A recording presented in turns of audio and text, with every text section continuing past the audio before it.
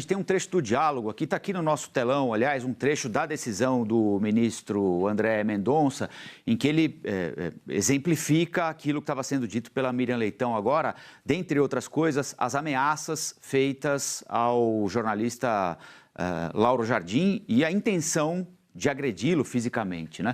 Nesse sentido, diz o ministro André Mendonça, em mensagem de WhatsApp entre Mourão e Daniel Vorcaro, identifica-se o ânimos de agressão a determinado jornalista, conforme já confirmado pela polícia, Lauro Jardim, colunista do Globo e da Rádio CBN, diante da informação de que referido profissional havia divulgado na imprensa notícia contrária aos interesses de Vorcaro.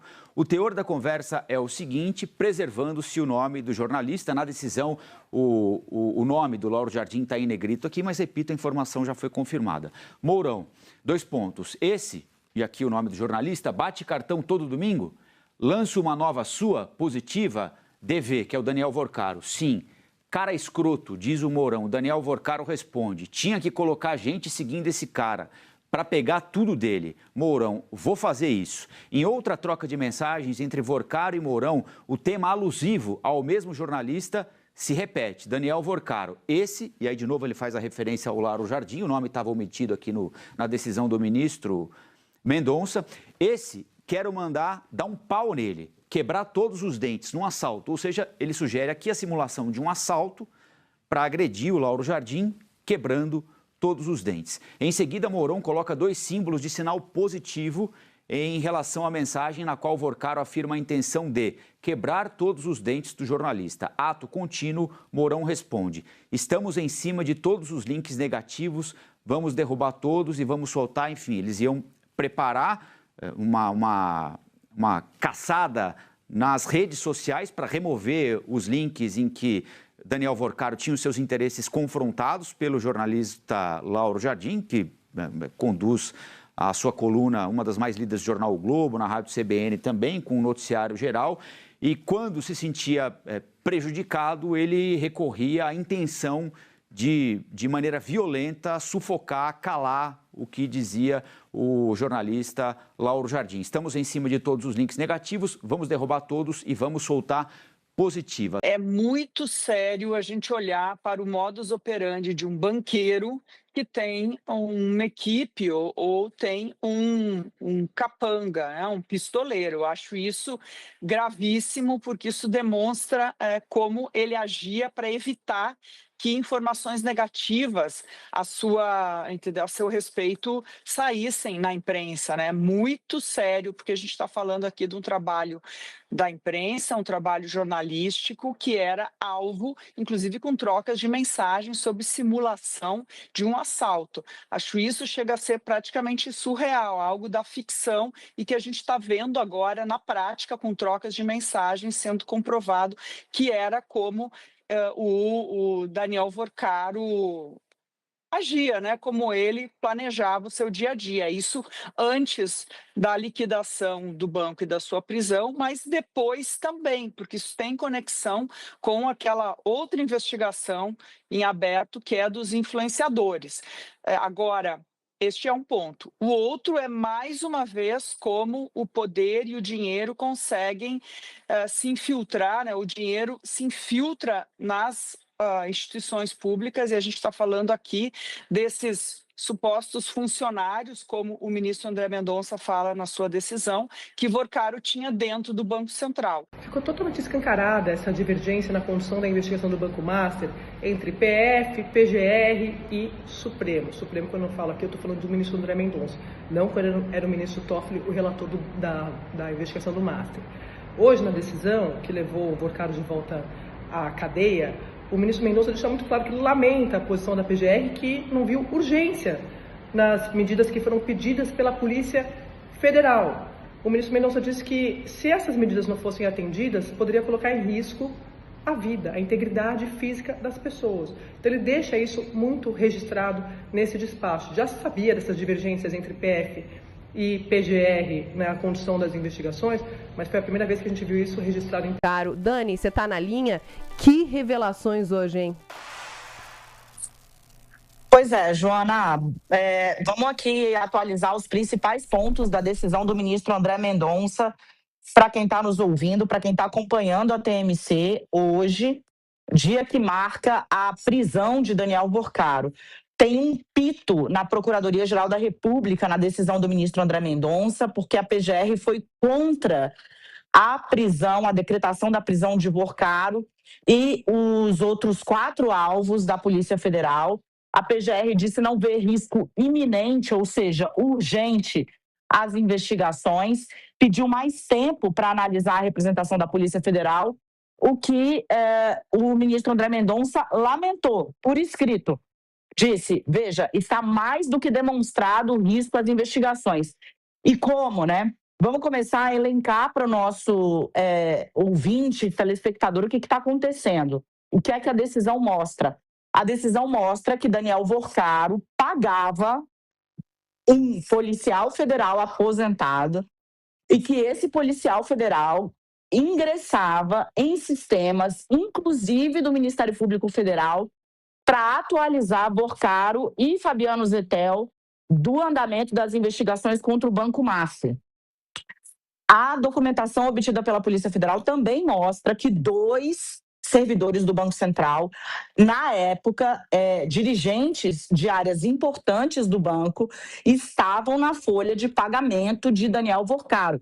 Há mensagens claras nesse sentido, como fulano de tal cobra o pagamento, faço. E Daniel Vorcaro diz, quem pergunta é Zettel. Lembrando, ligado à Igreja da Lagoinha, pastor, cunhado de Daniel Vorcaro, ele era uma espécie de operador dos pagamentos do banqueiro. E aí ele pergunta para Vorcaro se paga o servidor do Banco Central, que era diretor de uma área, e passava informações privilegiadas para Daniel Vorcaro, isso na época da presidência de Roberto Campos Neto, e Vorcaro diz, paga. Há ainda menções explícitas à ameaça, inclusive com ação violenta contra jornalistas. Isso fica explícito também numa troca de mensagens entre Daniel Vorcaro e um policial aposentado que prestava serviços para o que o ministro André Mendonça classifica como organização criminosa que se valia, inclusive, de meios violentos. Nessa troca de mensagens, o policial diz, eu vou quebrar os dentes desse jornalista. E Vorcaro autoriza a ação violenta. Então, Joana e Felipe, havia monitoramento do andamento de processos, tanto no âmbito administrativo do Banco Central, como no âmbito criminal, por meio de sistemas da Polícia Federal e do Ministério Público Federal. A decisão cita, inclusive, que houve acesso indevido a informações que estavam circulando na Interpol contra o Banco Master, por meio desse policial federal aposentado que era pago pelo Daniel Vorcaro. É grave o conteúdo da decisão do ministro André Mendonça, que autorizou a prisão de Vorcaro, Zettel e outros 2 integrantes do que, de novo, repito, o ministro classifica como uma organização criminosa e que a PGR toma uma bronca na decisão por ter pedido mais tempo para analisar as medidas autorizadas pelo ministro, inclusive a prisão, alegando que não via risco iminente para a investigação. Eu devolvo para vocês para que vocês possam fazer perguntinhas aí, a gente ir organizando passo a passo o que tem de mais novidadeiro nessa decisão. Para a gente aqui, acaba de chegar para a gente aqui da redação, Dani, para a gente alinhar e juntando, né, o quebra-cabeça, que não vai ser hoje que vai terminar esse quebra-cabeça, mas enfim, estamos aqui, que por enquanto, né, como lembrou a Joana, o Zettel, e como você colocou também, ele é foragido. Porém, a defesa do Zettel já informa que ele irá, sim, se entregar. É uma informação que acaba de subir aqui no portal G1, né, e que a gente também está buscando confirmar, né? Então, aí mais um pedacinho da história sendo contado, ele que, no momento, como a gente tem dito desde as 7 horas da manhã, é foragido. O Vorcaro está preso, né? O Zettel, por enquanto, né, aparentemente vai se entregar, é a informação que está chegando agora. A gente precisa entender um pouquinho qual é o papel do Fabiano Zettel nessa organização criminosa, né? De novo, a classificação é do ministro André Mendonça, é do Supremo Tribunal Federal, não é nossa, tá? Qual é o papel do Fabiano Zettel? Ele era o cara que fazia os pagamentos, isso fica muito claro na decisão. Eu vou trazer aqui alguns trechinhos para a gente para ficarmos todos na mesma página, Boa. em que, por exemplo, o Fabiano Zettel é instado pelo Daniel Vorcaro a apresentar. Olha só, olha o que diz a Polícia Federal sobre os dados de que Vorcaro perguntava sobre o pagamento e o valor que devia fazer para o policial federal aposentado que entrava nos sistemas para vazar informações relacionadas a investigações ao Banco Master. Olha o que diz aí. O policial federal escreve para Vorcaro: bom dia, o Fabiano não mandou este mês e a turma está perguntando. Dá uma olhada com ele, por favor. E aí, Vorcaro vai até o policial e diz: ele, Fabiano Zettel, né, teria ali, né, de fazer o pagamento e manda fazer o pagamento. Ele ainda pergunta ao policial federal se tem algum telefone, alguma coisa assim que ele pudesse monitorar para Daniel Vorcaro. E Vorcaro responde que sim. Ali a gente também tem na decisão, né, uma série de menções a pessoas que atrapalhavam, digamos assim, Vorcaro. Olha o que ele diz: a empregada Monique está me ameaçando, é mole, tem que moer essa vagabunda. E o policial federal aposentado responde: o que é para fazer? E o Daniel Vorcaro manda: puxa endereço e tudo.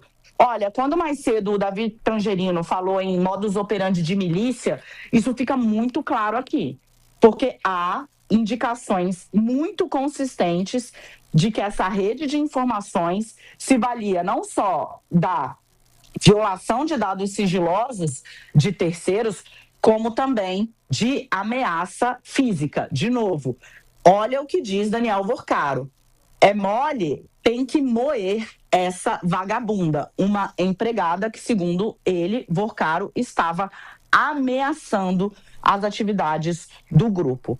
É muito consistente e muito duro o que tem na decisão do ministro André Mendonça para que a defesa de Vorcaro e dos demais implicados, entre eles Fabiano Zettel, expliquem. Olha o que tem, o que diz respeito, Felipe e Joana, a um jornalista, tá? O ministro André Mendonça preservou o nome do jornalista que estava ameaçado, mas olha o que ele diz: esse fulano de tal bate cartão todo domingo, lança uma nova sua, positiva. E Vorcaro diz: sim, um cara escroto. Olha o que diz ainda em seguinte: tem que colocar gente seguindo esse cara para pegar tudo dele. E o policial federal aposentado diz: vou fazer isso. Olha o que diz Vorcaro ao mesmo jornalista: esse eu quero mandar dar um pau nele, quebrar todos os dentes num assalto. Ou seja, simulação de um crime de roubo para poder dar uma peia, falando português muito claro, uma surra num jornalista que estava incomodando o grupo. Eu quero mandar dar um pau nele, quebrar todos os dentes num assalto.